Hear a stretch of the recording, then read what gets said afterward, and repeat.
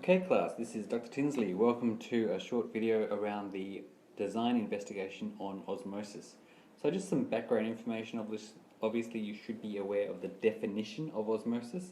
We've got it here as the movement of water from areas of high water concentration to areas of low water concentration through a membrane. Mr. Lacornu likes to use the term watery to talk about the high water concentration and less watery. There are different ways of understanding this, but basically osmosis is just a special form of diffusion. All diffusion is from areas of high concentration of whatever is diffusing to areas of low concentration. So for water, that's where there's lots of water to where there's less water. So in the diagram we have there, it shows a cell on one side of the diagram where the solute, the red dissolved in water, is in higher concentration outside than inside. And on the right hand side it shows where the solute is high concentration inside, low concentration outside. From that we can then think about the water. So where is the water in high concentration? Well, here you would have high concentration outside because there's not much solute and lots of water, whereas it would be low concentration inside. On the other side we have low concentration outside, not much water, lots of solute, and high concentration inside of water. It's very watery inside, not much solute.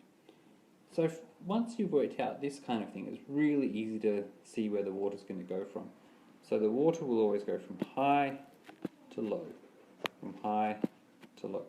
So in the situation here, the water will be leaving the cell, watery inside, going to the less watery outside. On the right hand side, it's entering the cell. Lots of water outside, watery outside, going to the less watery inside of that cell. And of course, when water moves into and out of cells, they swell up or shrink. So if we took lots of cells, and here we've got an example of potato cells, lots of cells here in this zoomed in version. Here's a piece of potato, obviously made up of those cells. And if the water is going into those cells, water direction is in, then we would expect the mass to increase, of course. Whereas if the water was leaving all of those cells, then the mass of that whole piece should decrease. And this is really the basis of the prac. If you have potato piece and it's in a solution where it is losing water from the piece of potato, then it will lose mass. If it is gaining water, osmosis is going in, then it will gain mass. And that's all we're doing, looking at the change of mass in the potato piece as a way of indicating what was happening in those cells in terms of their osmosis.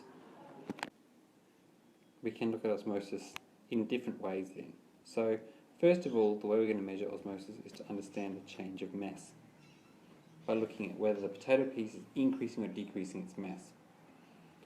Now a bigger piece will possibly gain more mass than a smaller piece, so rather than just look at the change, let's look at the percentage change of mass. And then because the amount of change will happen in a different time frame, the key thing we want to understand here is what is the rate of change, because that's the same as the rate of osmosis. So we can measure that. But if we just did that once, that's not an experiment, that's just an observation. To make it an experiment, we have to understand the factors which affect osmosis, and there are many of these. I'm just going to put them as lines, because it's your job to find out the factors that affect osmosis. Factor 1, factor 2, factor 3, 4, 5, 6. All of these factors affect it. When you do an experiment, you want to pick one factor, and only one factor, and change that one. So perhaps you've picked factor 4. What if I change factor 4? What effect does that have on the rate of change of mass in that potato? And you would set different levels for your factor 4, different conditions for your experiment.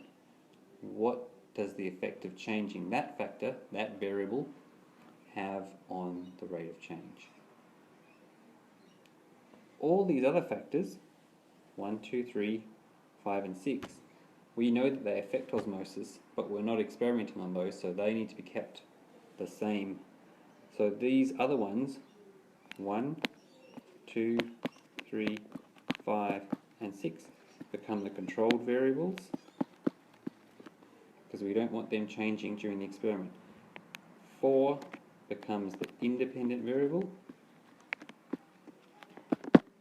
and the rate of change in that potato as the rate of osmosis